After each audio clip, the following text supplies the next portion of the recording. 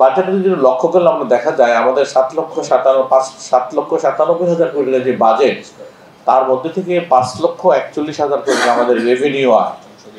এই রেভিনিউ এর মধ্যে 4,80,000 কোটি টাকা আমাদের এনবিআর আয়, বাকিগুলি আমার নন এনবিআর থেকে আয়।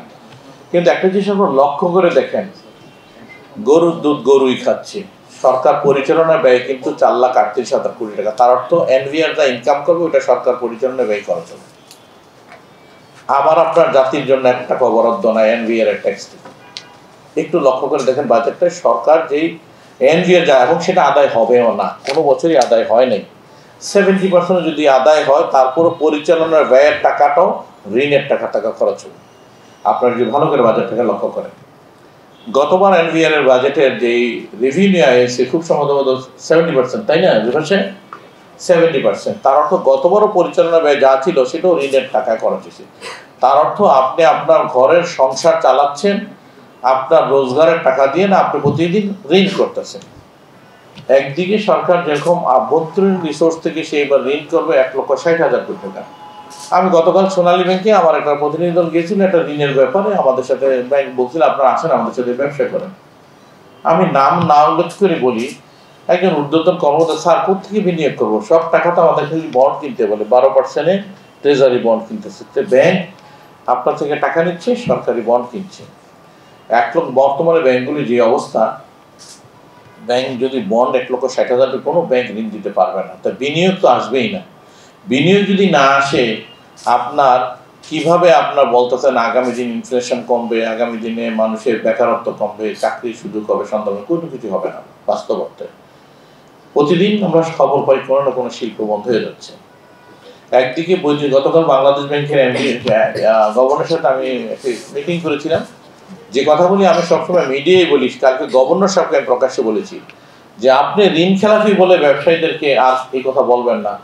আপনি হলমার্কের টাকা, বিসমিল্লার টাকা, বেসিক ব্যাংকের টাকা, পিপলস ব্যাংকের টাকা, পিকে হালদারের টাকা, বেনামের টাকা, ড্রাইভারের নামের টাকা, চাকরের নামের লোন, বাকরের নামের লোন, না যেই লোন কোনোদিন ফেরত আসবে না, যেই লোনের কোনো অস্তিত্ব খুঁজে পাওয়া যাচ্ছে না, যেই ঋণ কোনোদিন পরিশোধ হয় নাই, সেগুলিকে আপনি খেলাফি বলেন, আর বাকিগুলিকে নন পারফর্মিং লোন বলেন।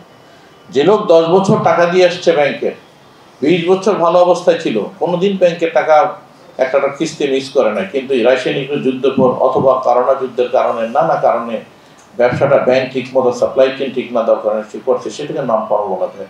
তার সোজা অর্থ, যে ছেলে সারা জীবন স্কুলে গেছে, 5-এর ভালো বৃত্তি পেয়েছে, 8-এ বৃত্তি পেয়েছে, ম্যাট্রিকে স্ট্যান্ড করছে, ইন্টারমিডিয়েট স্ট্যান্ড করছে এবং অনার্সে ফার্স্ট হওয়ার কথা, কিন্তু প্রাইভেট জবের কারণে কোনো অসুখের কারণে পরীক্ষা দিতে পারলো না সে ওই বছর, তাকে আপনি নন পারফর্মিং স্টুডেন্ট বলতে পারেন, পারফর্মিং করতে পারেন এই বছর।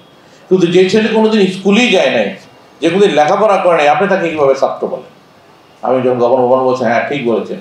আমি কি একটা ব্যাংকের 60% টাকা 6 জন ব্যক্তির কাছে লুণ্ঠিত হয়ে গেল, আর বাকি টাকা 1 কোটি গ্রাহকের কাছে, সেই ব্যাংকের এমডি 5 বার তার এক্সটেনশন হয়, তাদের কারণে গভর্নর সাহেব চুপ ছিলেন। এটা বাস্তব কথা। একজন এমডির 5 বার কেন্দ্রে কীভাবে এমডি তার হয়?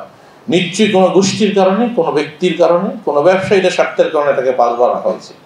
তো রাষ্ট্রে যদি এইভাবে অর্থনীতিকে লুণ্ঠন চলে, সেই ড্রাইভার ব্যবসায়ীদের কেন গড়ে হবে? আমরা বলছি এটাকে আলাদা, খবর বলছে হ্যাঁ এবার আমি আলাদা করছি।